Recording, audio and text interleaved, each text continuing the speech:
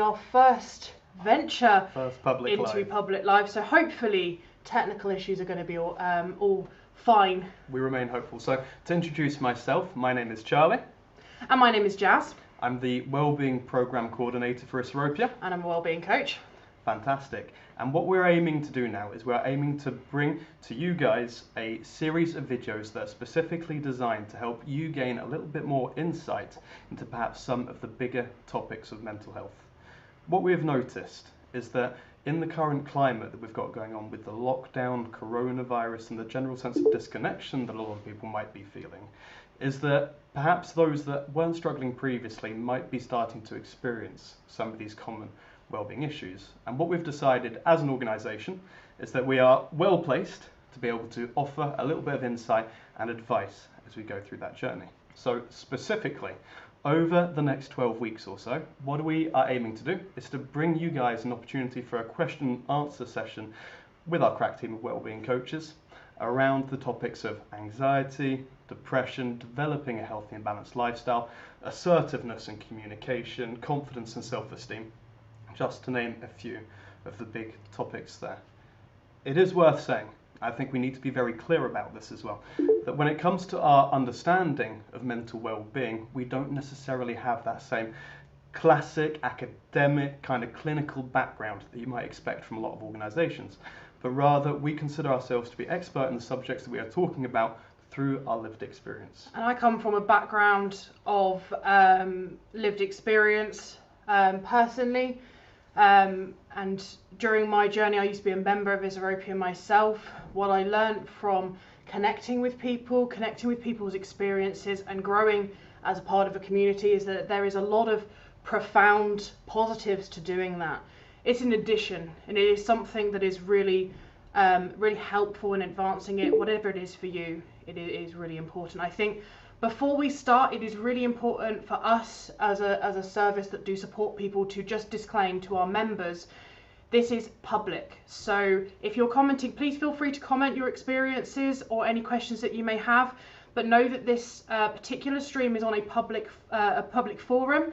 So don't feel that you have to comment if you're uncomfortable with your comments being accessible by the general public. And I think that's something we really wanted to disclose before we started.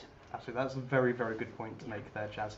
It is worth saying, though, that whilst we are doing this, we are going to be looking for as much interaction as possible. So any kind of questions that you may have, specifically today around the topic of anxiety, please feel free to ask them, because we are going to be spending the next hour or so going over some of the questions that you bring, as many as we can, in fact, to try and give you some of that well sought after insight.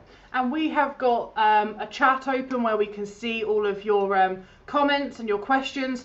At the same time, we have kind of collected some questions that people have been asking us on this side of our screen. So we've been collecting on our Instagram, on our Facebook for the last couple of days, and we've got them preloaded to kind of answer these questions as well. So please feel free to ask your questions. That's what we're here for. And we will also get the preloaded questions that have been asked by our community on Instagram, Facebook, YouTube and Twitter, and answer those as well.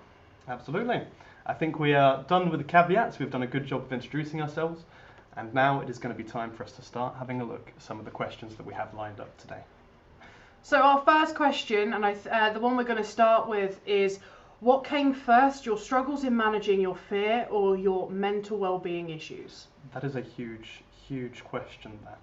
And I absolutely adore this question, because for me it allows us to start to make a distinction perhaps between what is fear, a natural human emotion, and then the way that potentially we can start to land in some of these issues where we might be given a label or diagnosed with certain kind of aspects. What I can do here, because I think it's quite a personal question, I think it's directed at both of us individually, if I reflect on my own journey through mental well-being and mental health, it is fair to say that before anything really got serious, I considered myself quite a worried child. My story is that when I went to university, I started to do a maths course and had this really, really big idea of where it is that I wanted to go. I thought that I was going to be a big city banker. I had this whole kind of pathway set out in my head. And what I soon discovered when I got to university is that I didn't enjoy maths. What kind of started to snowball then is that I developed a fear a fear around who it is that I was. I started to lose my identity. And at the basis of it, this fear, this pervading sense of me not being able to do things, gently led to a sense of disconnection that kind of increased for me over the course of a few years. Where then off the back of this fear, I started to struggle in having good, healthy relationships. My self-esteem started to suffer as I stopped doing the things that I loved and enjoyed and I'd really thought were going to be a part of who it is that I was. And then for me, eventually it all kind of came to a head 3 or 4 years ago, I would say, where I was left with a plethora of issues, a huge, huge variety. Low self-esteem, drug and alcohol issues, just to name a couple there. But all of it, I would argue, personally, because of initially this foreboding, all-encompassing sense of fear. Yeah, and I can relate to that. I think fear for me was something that really took me on my path down into anxiety, and I became very anxious of the world around me. I became very defensive of my personal space and my personal privacy. And anxiety manifested in keeping my walls up and keeping myself guarded. In my personal journey, I had a lot of issues with bullying. So I was anxious around people, I was anxious about opening up, I was certainly anxious of being my true self. And that started to manifest in behaviours where I would guard myself. Or on the flip side, if I related to somebody because they were also guarding themselves, I'd let my guard down. It flipped on the backside. So because I felt that I needed to connect with people, I needed to be with people, I needed to have friends and connections, people who understood, what I ended up doing was letting my guard down to the wrong people and keeping it up for the people who actually were challenging me, but challenging me in a way that was positive. So I became quite resistant, I became quite defensive, and I became very, very anxious of the world around me and judgmental of the world's perception of me. I suppose it's an interesting question to ask them. Do you think that possibly an inability to manage that kind of anxiety, that fear that you had in that given situation might have led to a snowball effect wherein so many other things started to compound for you? I think definitely. I think anxiety is something, well, that's primal. It's something that we all have, but it will manifest in what our brains and our bodies and our experiences start to then fear. If we're fearing something based on our experiences or based on our belief system or our core values, it's going to become so much more profound in our physical health and our physical symptoms of anxiety, in managing situations, in managing friendships and boundaries and relationships. Huge. It's going to have a massive effect all around the houses. And that really leads us on to talking about anxiety and how it can, affect us. Pervade, I like that word. Pervade, yeah. Strong word. How it can present is one of the other, and this leads us very well onto our next question, which is, how can you tell when you're feeling anxious? Wow. So. And I think that when I saw this question, I was like, this is a perfect question. This is a question that we definitely we see a lot of. We see the symptoms. We get the symptom sheet that people give us about anxiety on a day-to-day basis. However, how can you tell when you're feeling anxious? So for me personally, it manifests in a few ways. I might start shaking. That's something that happens to me. I can start to get really dry mouth as well and start to stutter as a result as well. Really struggling to get my words out. Sweating is a huge thing. The faster heart rate. It is something that I used to do actually. When I wasn't sure if I was starting to feel anxious, what I would do is I would check my pulse. Yeah. And if my heart rate was going up, I could then start to tell, oh goodness, it's coming. I'm starting to feel it. Yeah. Do you have any of those physical symptoms? I'm having a couple of them now. This is a new venture. This is a public venture. So I've got the classic fast heart rate. I speed up my speech quite a lot. When I'm anxious, I start to really forget the speed of my voice, and I will start to read, and I'll mess my words up. Anxiety really affects my processing. As somebody with ADHD, processing is quite lax as it is. It takes a lot of effort to get the right things out, to say the right things, to not go on a tangent. When I'm overly anxious, I can go on you've experienced my jazz level tangents. Absolutely. Where we can go for a tangent for a very long time. That's And sweating is another one. Headaches, stomach issues, very common.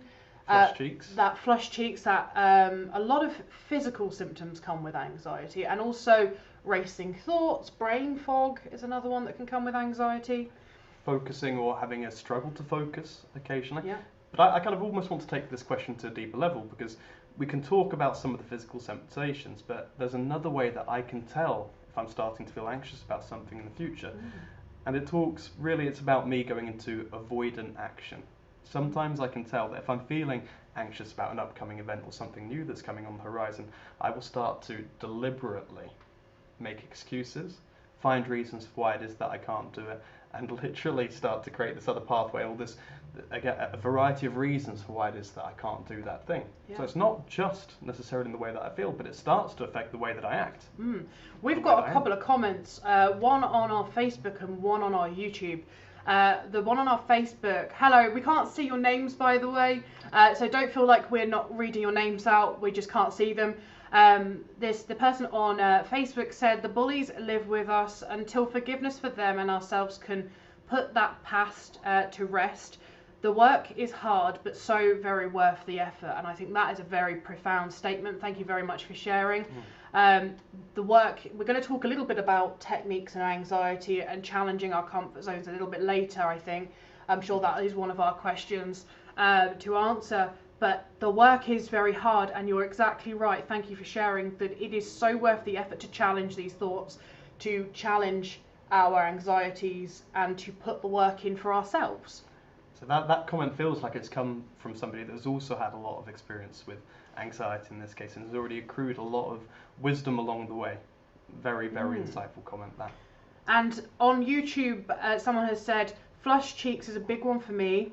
I used to get anxious that other people would notice I was anxious because of my flushed cheeks. That is such a really good point about how anxiety can, we can become anxious of our anxiety. Oh, it snowballs. It's like a catch-22. Yeah. When you're telling yourself don't panic, you're more likely to continue to panic. It's only when you try to bring your attention away from what is causing it, that is when it's going to start to alleviate, to be able to process why. Acceptance of the anxiety, and then a gentle process of willful refocusing. There's definitely a level of having to just sit with the feeling. We talk about that a lot in our structured programs and our groups and sessions, about sitting with our feelings. And it feels, when I first started at Isopia, that felt harsh. When someone said to sit with your feelings, I felt quite angry actually when I first started my journey. But actually, it helped to be able to say, this is a feeling that I'm allowed to have, ultimately. I'm allowed to have this feeling. I'm allowed to feel anxious. Being anxious isn't something I need to fear, because it is actually something that can be really helpful, in the same way anger can. Perfectly natural human emotion that all of us are going to have to learn to live with and then manage. And then potentially we'll start to find ways that we can reduce that feeling of anxiety on a day-to-day basis. The next question we've got comes from someone on Facebook, and it says, how long does anxiety last, or is it for life? And I think that really goes into what we were just talking about how anxiety is ultimately a human emotion that we will always experience from time to time. So if I can just do a little bit of explaining. Absolutely. Here, I think it's important for us to recognise that every single human emotion that we have, specifically the painful ones that we can feel, all exist for a very good reason. They are part and parcel of the human experience, and a lot of them exist for very good reasons. To have some kind of idea that we can somehow suppress, avoid, or disregard some of these emotions that are hardwired into us in the long run can be incredibly damaging, is what I would say. There's something that I encountered specifically a lot of the time, because I kind of had the attitude that I didn't want anxiety to be a part of my life. I would deliberately go out of my way to hide my emotions, to suppress them. Sometimes I would deliberately ignore them, push them to the side. They would rear their ugly heads a little bit later on. But specifically, I went through a long phase where I used drugs in effort to mask it. So anxiety is something that is going to be there for life. And when we talk about anxiety, we're talking about the core emotion. I think when it's really important to differentiate the difference between anxiety, the normal human emotion that we all experience from time to time, and an anxiety disorder. Absolutely. I think this is something that I really struggled with when I started to look into my mental health, is that I would often believe that it was something that was wrong with me. It was something that was disordered because I was feeling negative. And that was the same when I was feeling low, when I was feeling angry. I just assumed that it was a symptom of a diagnosable mental illness and not something related to what was going on in my life and something not being met in my life. And I think there's just as much validity in it being an emotion that we experience on a day-to-day that we need some support with and we need some processing time for, than it is a diagnosable mental health condition. There's so much validity, and there's just as much validity in both. You're absolutely right, but I almost don't like to look at this as anxiety. I like to look at this as a fear kind of emotion that we're talking about, something that is perfectly normal and is actually very helpful in some situations as well. So it is something that we're going to experience as we go throughout our life, but I want to leave this on a really clear positive note as well. It doesn't mean that there aren't things that we can do to start to better manage it and to take it from that place where it might be disempowering us and affecting our ability to connect with the things that give us meaning in our lives. It is something that will rear its ugly head from time to time, but it isn't going to stop us from learning how to better manage that and navigate it as of when it arises. The next question we have is, what is generalised anxiety disorder? Now, generalised anxiety disorder, and the rest of the question is, why do some people have it and others don't? This question, when I saw it being asked, I think it was asked on our Instagram, it might have been asked on our Facebook. This is very interesting, and I think this leads into our point around anxiety versus anxiety disorder. Generalised anxiety disorder, and I read this from the NHS website. I'm not a clinician. It obviously is a lot deeper than this. If you feel that you may have the diagnosis, you need to have that checked professionally, of course. But the difference between anxiety disorder, generalised anxiety disorder, and anxiety in general. Generalised anxiety disorder in general, I'm using the word general far too much in this sentence, but we'll go with it, is when anxiety is prolific. It's when it's there for a long time and it's affecting multiple areas of our lives, not just a single event or a single anxiety related thing, something that we fear or something that it's when it breaches into our lives and starts to affect our day-to-day lives, because anxiety we don't rest from. It's for me, it's the distinction between when it's a motivator for positive change or when it becomes debilitating.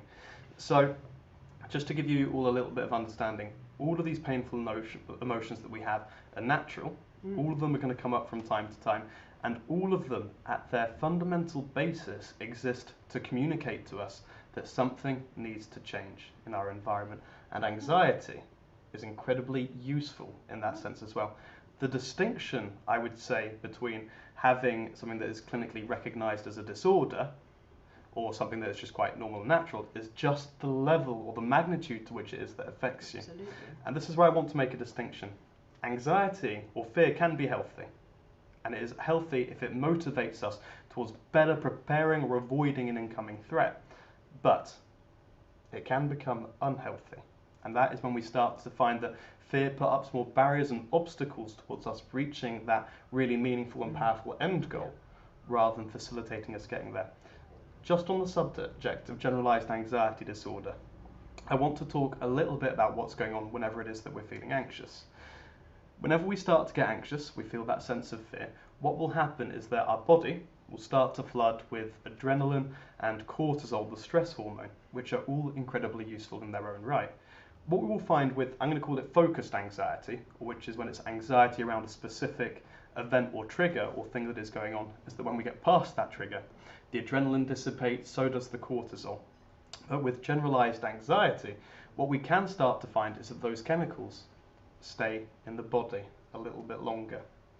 What that means is that although we might have got past some of the events, we might still be carrying a lot of that stress, those symptoms that are going on, although we can't recognise necessarily why it is that it's there. We might even be able to tell ourselves in the moment, look, everything's fine, I've got nothing to be worried about. but we still have that feeling there. I had it described to me once as that, and this was described to me as the difference between, you know, kind of anxiety and a disorder. That anxiety is, if you imagine anxiety in a bottle, like something like this, you're going to open it up for certain triggers. Things like if a tiger came into the room, I'd be a little bit scared. The bottle would open, and the anxiety would start to escape. If it's an anxiety disorder, what can happen is that, you know, the bottle lid can be tampered with or broken, or it can unscrew and come off for things that it isn't supposed to be coming off for. Things that our bodies are normally used to processing and not having too much fear around, but because of the amount of anxiety or the way our bodies react to anxiety or the world around us and our experiences, whatever it might be for you, and what causes your anxiety, it can create an environment where our bodies are used to being anxious. And that analogy really sat with me, because I realised actually this is something I like me analogies, as you well know. Yep, analogies are good. I can fix the bottle, I can fix the lid, by doing this work on myself. It's not going to be easy because it's going to be going everywhere all the time, and I'm going to have to really fight it to get it to come back in. But by taking those small steps to fix that bottle, we'll start to really be able to, firstly, notice. You know, we can't mop up a wet floor until we've dealt with the leak, so to speak. So it's really important when we're really struggling with anxiety that we first focus on bringing ourselves down to a level that we can start to, or to plug that leak, so to speak, so we can clear the content, so to speak. We can start to figure out and process why that leak happened. I'm using water as this analogy here, but we can use another analogy or go into it. It's really important that we recognise what the anxiety is in the moment and recognise how manageable it is at this time. And I think that's where it leads into anxiety disorders, and it leads into why people have it. Sometimes some people don't have it, and sometimes it links to other disorders as well. Anxiety, having an issue with your anxiety or an over amount of anxiety, does not just link to traditional diagnoses of anxiety disorders, but also things like PTSD and OCD are very anxiety focused disorders. We personally as Europe don't really go into disorders and diagnoses. That's just the way we work, but it is really good to recognise that some people will have these diagnoses and will really relate to them. Absolutely. I think it's worth us mentioning as well that no matter kind of where you identify on the spectrum, if you identify with a disorder or if you don't, universally the tools that we can share and talk about are going to start to work wonders, regardless of your route into anxiety. There are so many things that we can start to do to better manage that going forward. And a really interesting way to look at it is to actually see the positives. Because there are some positives in anxiety, and I'm pretty sure there is a question on that actually, about are there any positive things about anxiety? Oh, there it is, question. Right there. Are there any positive things about anxiety? And when I think yes there is, because anxiety plays a role in warning us of danger. That's one of the things it's really good at. If you're going for a skydive, massive example, if you're going for a skydive and your body's going, what if I don't have that harness on? Yes. And you check it, you know either you've got the harness on, go ahead, or you don't have the harness on, probably not a good idea to go for that skydive at that particular moment in time. So it's so much more relatable than just that skydiving example. I can think of plenty of examples in my own life where anxiety has served me incredibly well. Preparing for something like this, for instance, if I hadn't felt anxiety, if I hadn't felt slightly uncertain or nervous about the outcome of what we're going through, you can downright bet that I wouldn't have prepared. And this would be an absolute shambles, is what it would be. So in this case, anxiety has certainly led to a more positive experience, not just for myself, but for everybody else. Job interviews. Anxiety has motivated me towards preparing, to making sure that I have a good idea about what it is that I want to say and the key points that I want to make when I'm going in. Jumps in relationships and friendships. If you're somebody who's socially anxious, it takes a lot to go, I really connect with this person. I really want to talk to this person and find common interest in this person. And that initial anxiety of reaching out, speaking to them, to where you might be now, where I personally am with my friendship groups, where I have really strong connections with my friendship groups, and my friends and my family. But to take that jump and to make friends with them initially or to reconnect with them again, that anxiety was so worth it. It was a real motivator that I can then celebrate now as something that I pushed through in order to get to a point where I felt comfortable. Anxiety is there, and it can be a really positive thing. Obviously, too much of something can be quite a negative thing, but if you're managing it well, it really helps to motivate, to warn, and to keep our boundaries. Actually, anxiety is so useful for boundaries. If your brain and body are going, no, I don't really want to do this, it will stop you doing it. If you push through that, that's fine.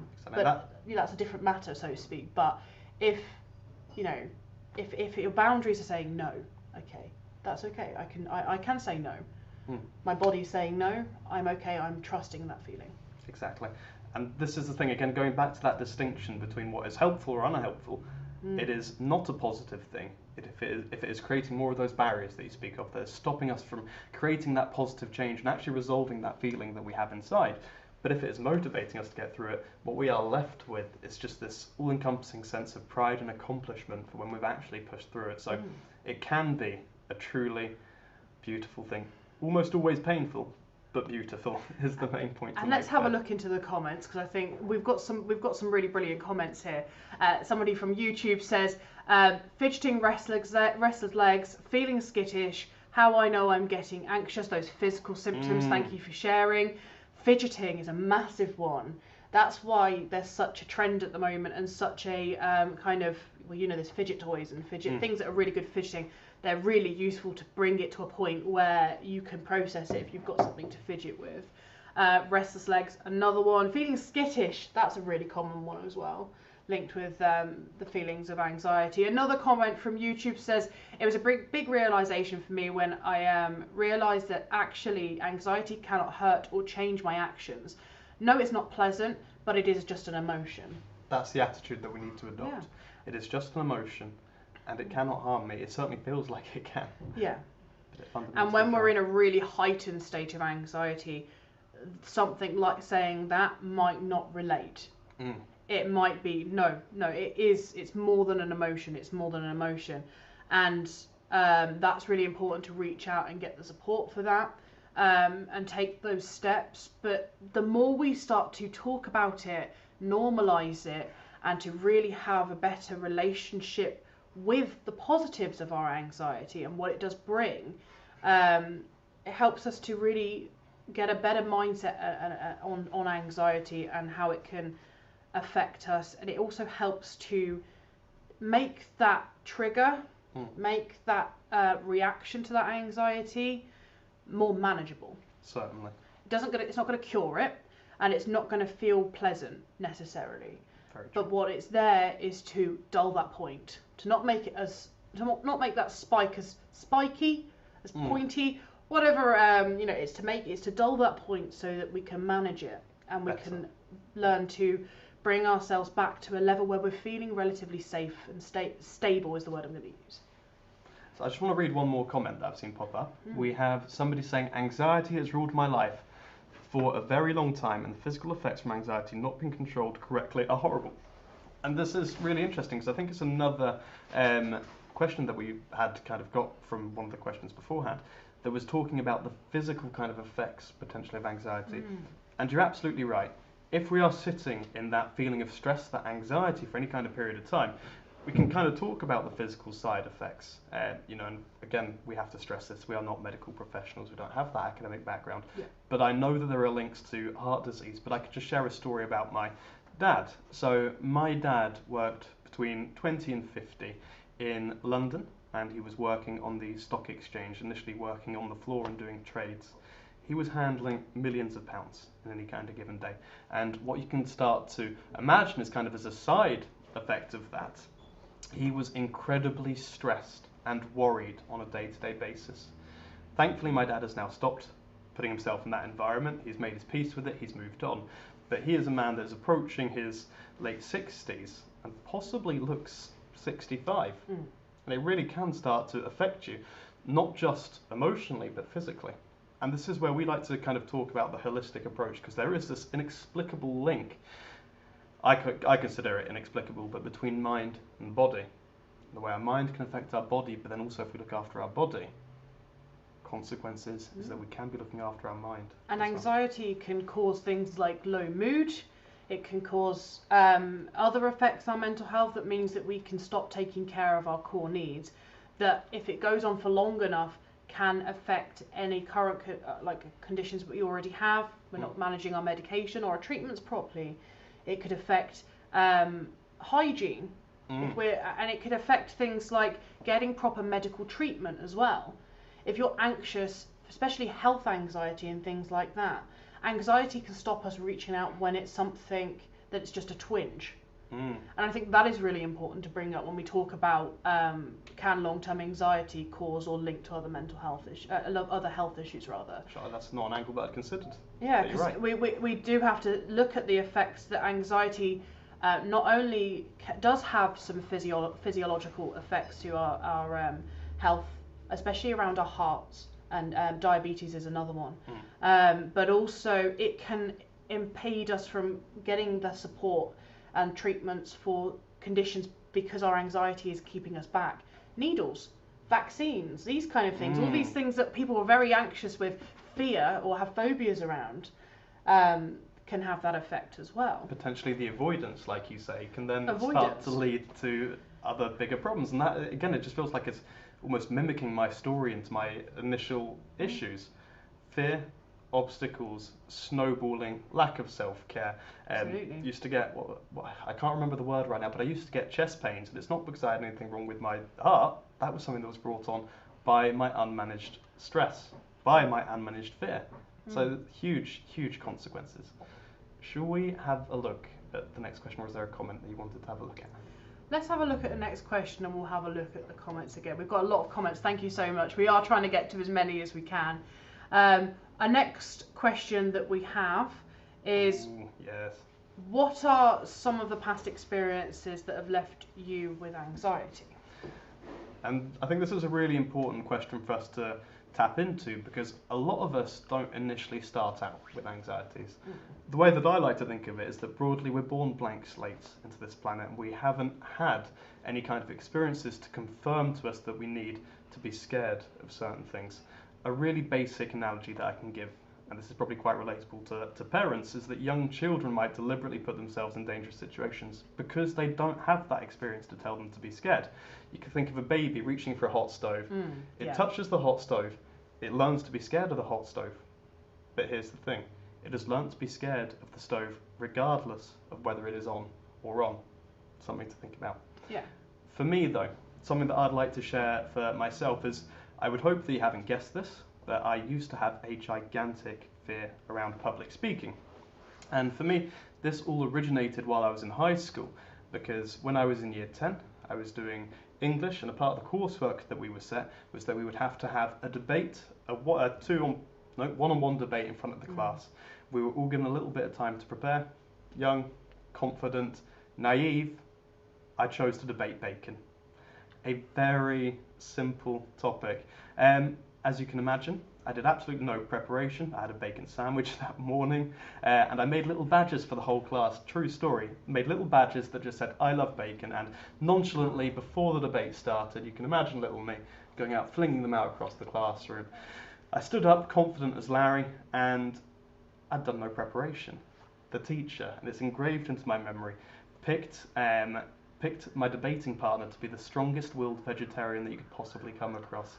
And as you can imagine, little confident Charlie starts having a debate. Within 2 minutes, he's completely forgotten everything. It is what it is. I went into freeze mode, I stopped being able to speak, and I just shut down in front of the classroom. Yeah. Thankfully, the teacher became aware. She sat me back down. I kind of sat there with my head hung in shame, is what it was for that time there. And from that experience, although I wasn't aware of it at the time, I have learnt for myself that I was incapable of talking to big groups of people. The consequences of that is that I started to develop kind of a social anxiety around talking in groups of people that were bigger than 4 or 5 people.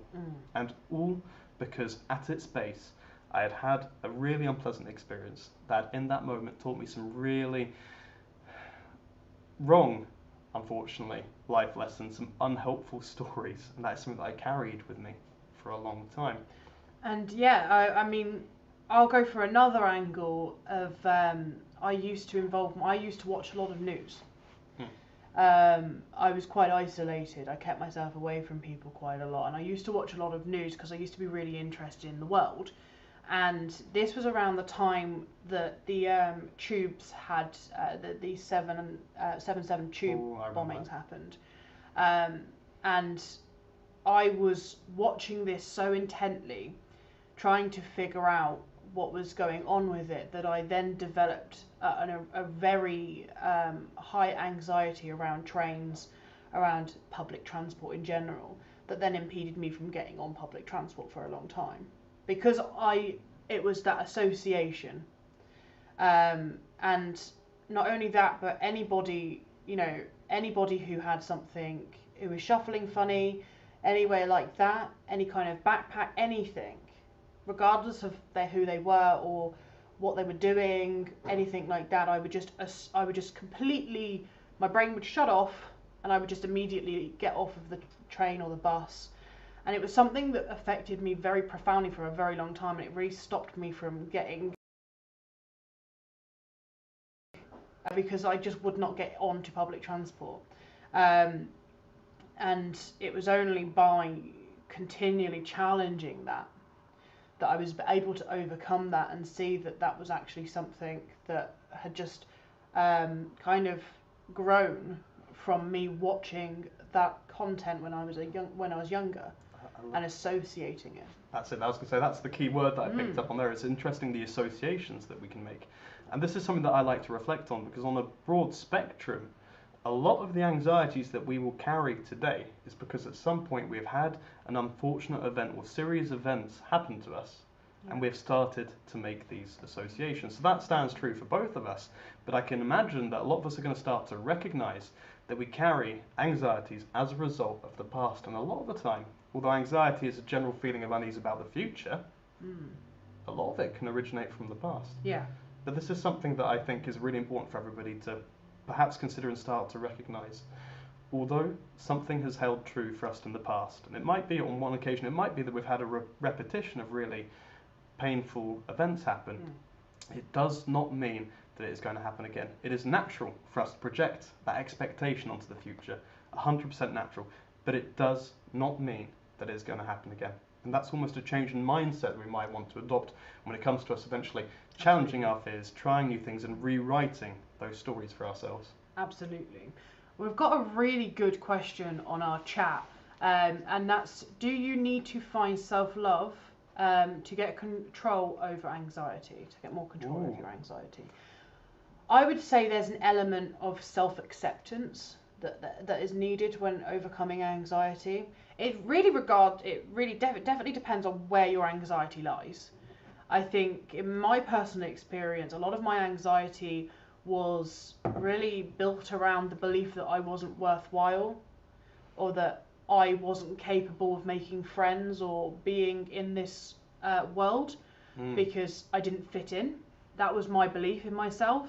And in that case, what I really had to do was work on my self-acceptance, to accept that actually I'm allowed to be flawed as a human being in areas, I'm allowed to excel in others, and I'm allowed to celebrate that. It's not bragging.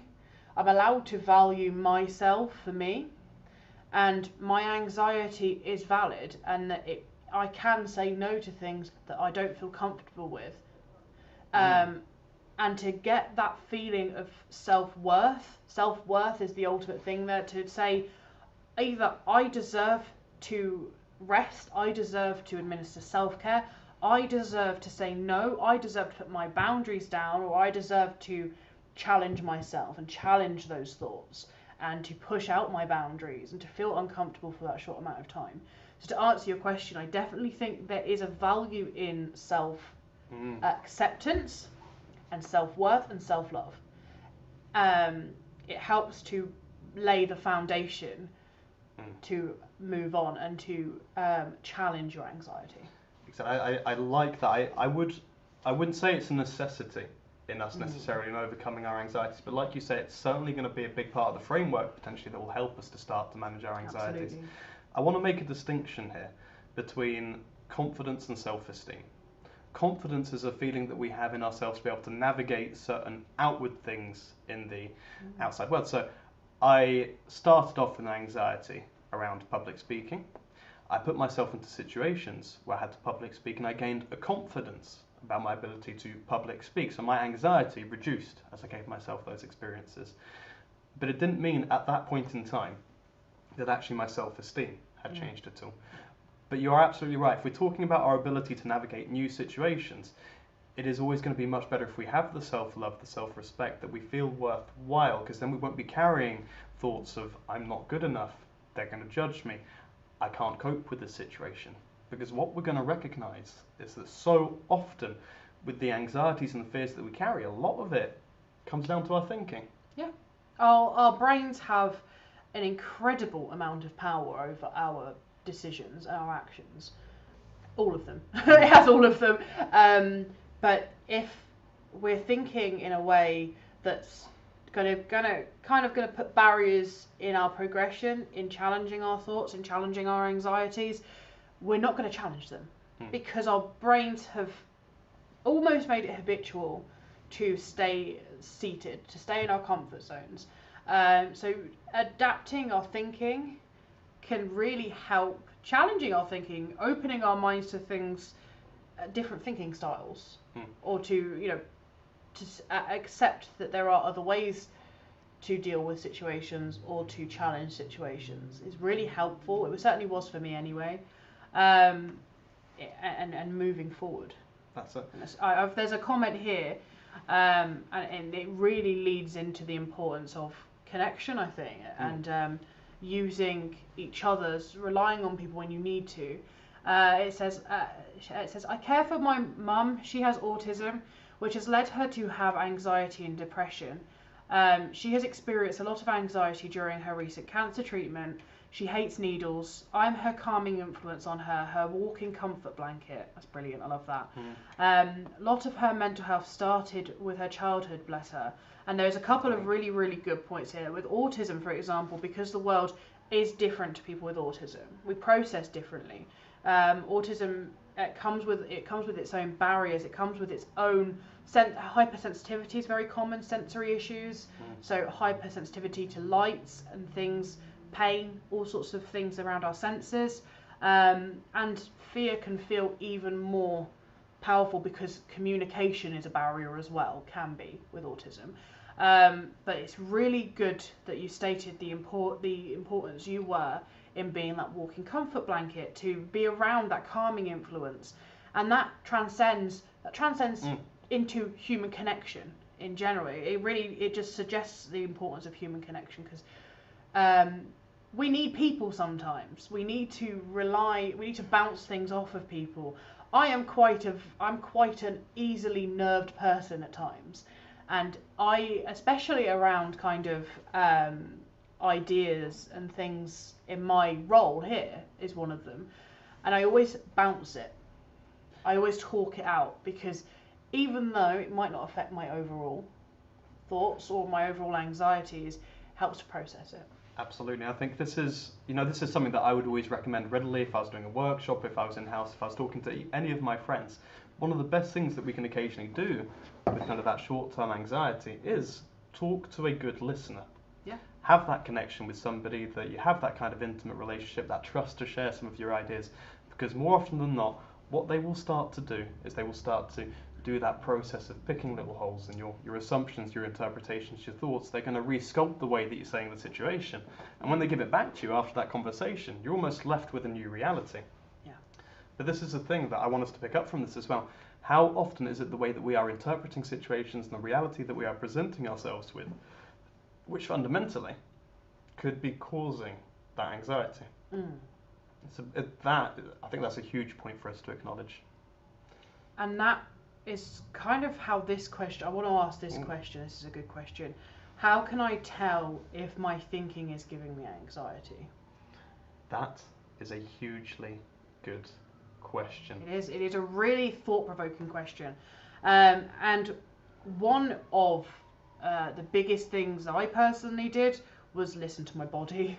My body is exhibiting symptoms of anxiety. If my thoughts are starting to race, if I'm starting to not be able to bring myself down to a level where I feel grounded, I know that my thinking style or something that I'm thinking in that current moment is kind of giving me those anxiety symptoms. That's true, but that's a really interesting question on another level as well, because we're already establishing here that we can feel anxiety for very good, valid reasons, like an incoming car. Yeah. Good anxiety, real threat, let's jump out of the way. But that's not necessarily your thinking that comes into it, and this is the way that I would start to consider it. If you are recognizing that in your own mind you are either jumping to conclusions, you might be catastrophizing, you might be disqualifying some of the positives in any kind of given situation. If you are noticing in your mind that you have a tendency to go towards a worst case scenario or a scenario that is unrealistic, and then you are feeling those physical symptoms, then that can point towards your thinking. I'd say being a big part of the reason that you could be feeling anxious in any given moment. More generally, so just one thing I kind of want to add on this, if our anxiety is anything that is linking towards the future, potentially as well, that can be an idea that perhaps it's the story that we are telling ourselves that could be responsible. Absolutely. I think we're masters of our own brains to a certain extent. So what we have to really listen to is, firstly, what's going to be the best for us in this moment? What's going to be the best for our mindset? What's going to be the best for bringing down that anxiety to really process it? And by adopting that kind of mindset, that almost, it's definitely an more open and positive mindset towards listening to what's going on, to feeling and accepting those feelings around it. It helps us to challenge that, I think. It does. With our anxiety, and that kind of, I think it's really important that we are very quickly running out of time somehow. So I think it might be really important that we start to answer some questions actually about how do we start tackling the anxieties. Exactly. I think that's something that's really going to be the kind of the crux of the work that we do. Exactly. And that's how we challenge anxiety. So the question that we have is, I feel overwhelmed with so many anxieties and it feels too much to tackle, so how can I start battling them? Right. How do you start? So when you had your anxieties and your moments of anxiety, how did you very first start to tackle those anxieties? That is a very, very good question. I think for me it can become really confusing when you're actually in that moment of feeling unwell and when you're feeling anxious to start to unpick the web of exactly what it is that's going on. The amount of times that I hear people say it's too confusing, it's overwhelming, I don't know where to start, it's really identifiable. This is kind of the way that I go about it. What I like to do is I like to take a little bit of time to do some introspection, and I like to try and work through and identify potentially what some of the different triggers that are causing me to feel anxious in given situations are. So 3 years ago, when I started my journey, I would say that I had three. I'll just share three really big anxieties. Public speaking, directly inhibiting me in my work. Social anxiety, a fear of reconnecting with friends. And then I also had a fear around going into intimate relationships, because I'd had some really bad experiences in relationships, and the story that I'd learned for myself is that if I trusted people with my feelings, then I would just consequently be hurt.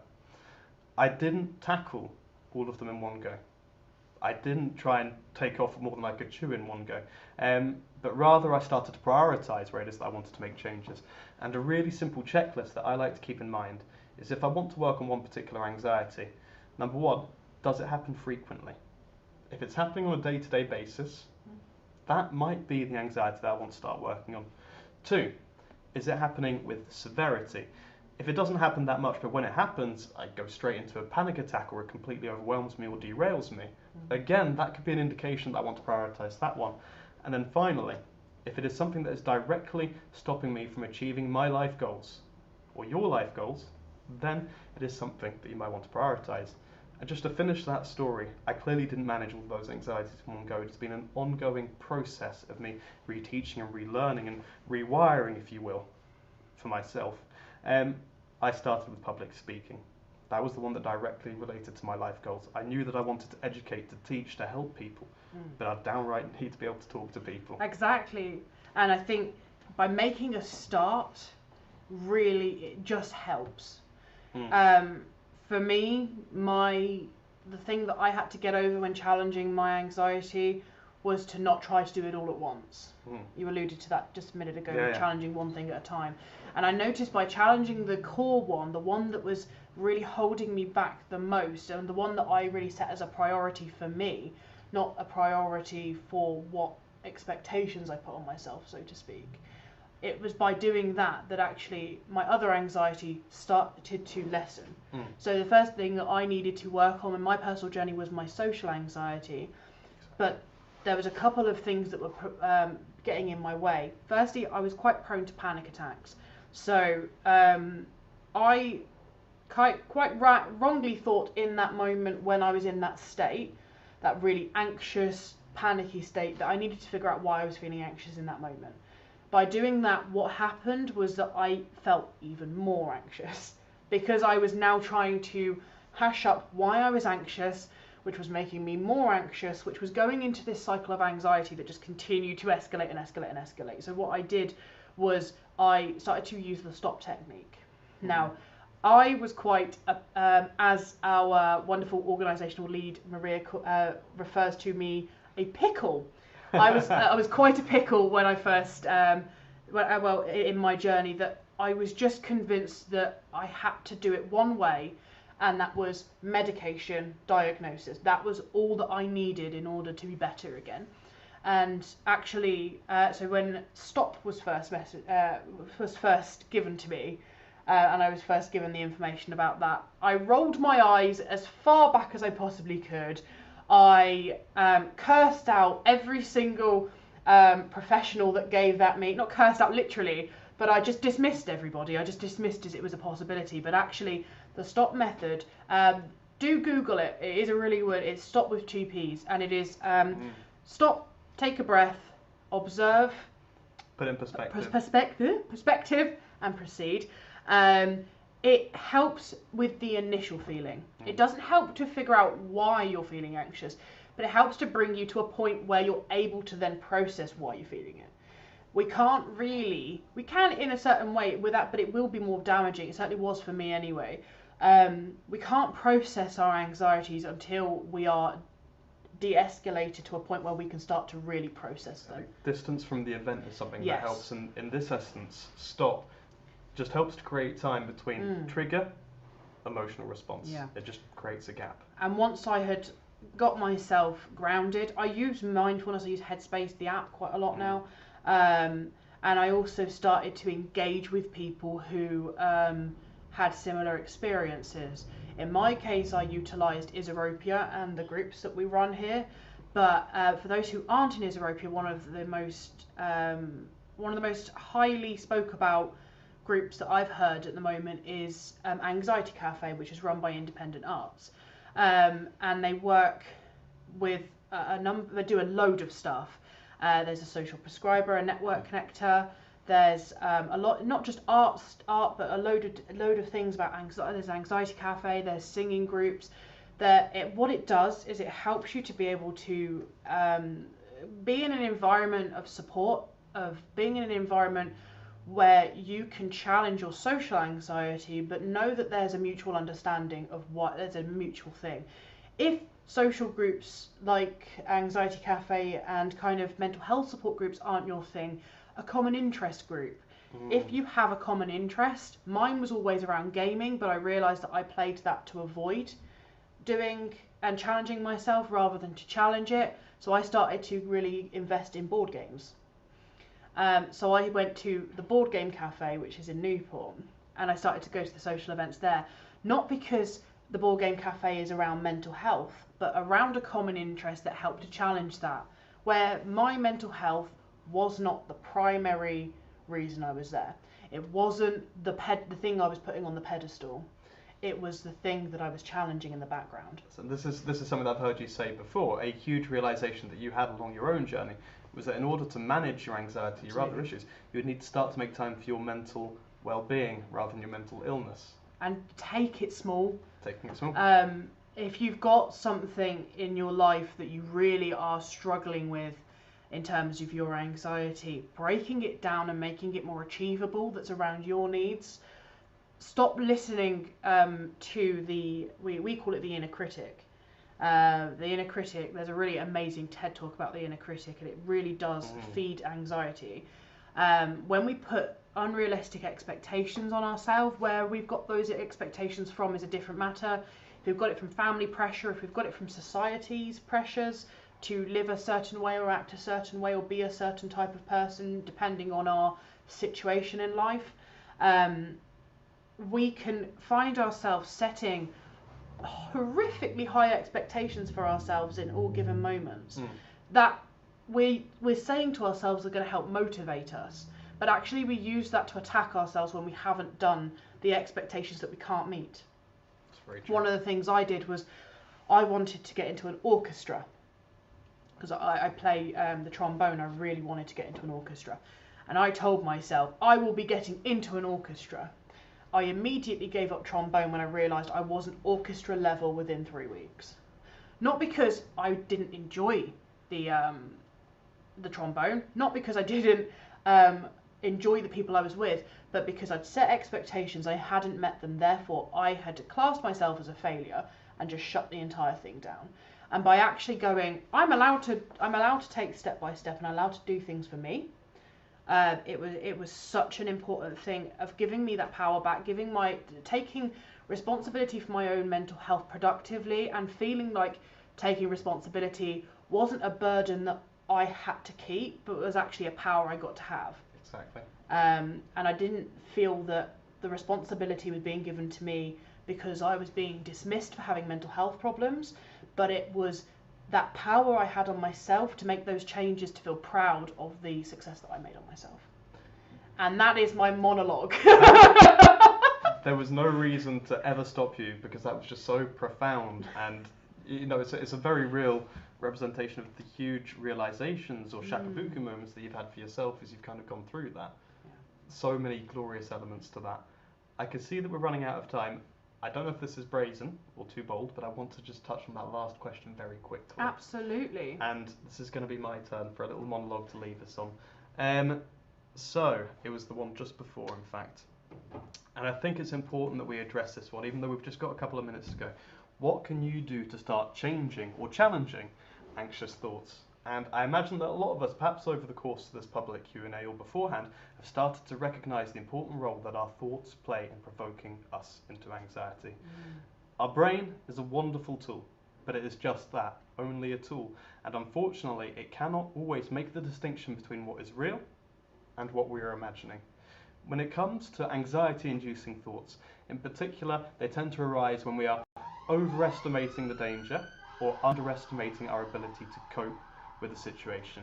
And what we are going to have to do is start to become mindful of when our thoughts are leading us to anxiety, but the bottom line is we're going to have to challenge them. How are we going to start to challenge our thoughts? We're going to have to do it by rationalising. Our brain responds to logic, but we are also going to have to work towards adopting an open and positive mindset.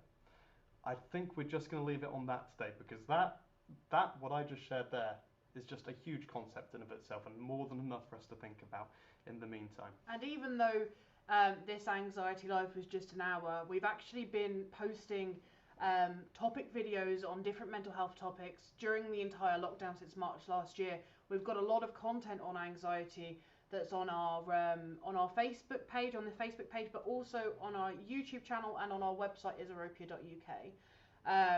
We've got planners, which are really, really useful, and a tool that we commonly use in our wellbeing planner, around helping to challenge those anxious thoughts by making sure that our routines are in order.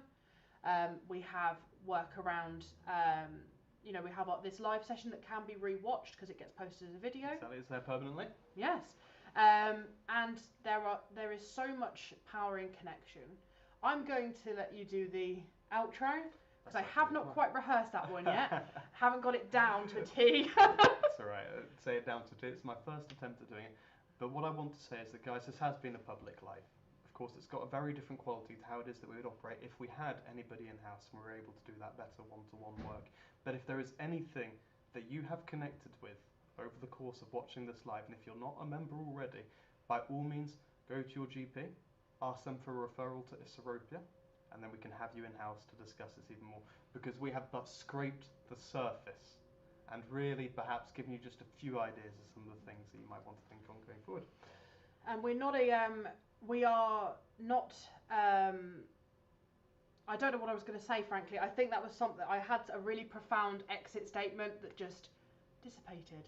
But do reach out. Yes. Do use the skills around you. You've got the out of hours mental health number if you do need to talk and you're feeling escalated. That is 01983 522214 522214. Should have said that first. And then we've also got the Island Community Safe Haven.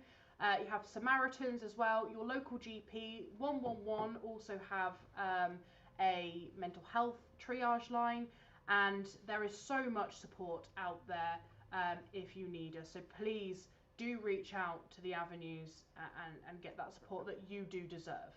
Absolutely. Until next time, this is Chaz and Jazz signing out. See you later, guys. Have a brilliant rest of your day and the rest of your week, and we'll see you in a couple of weeks for your next live.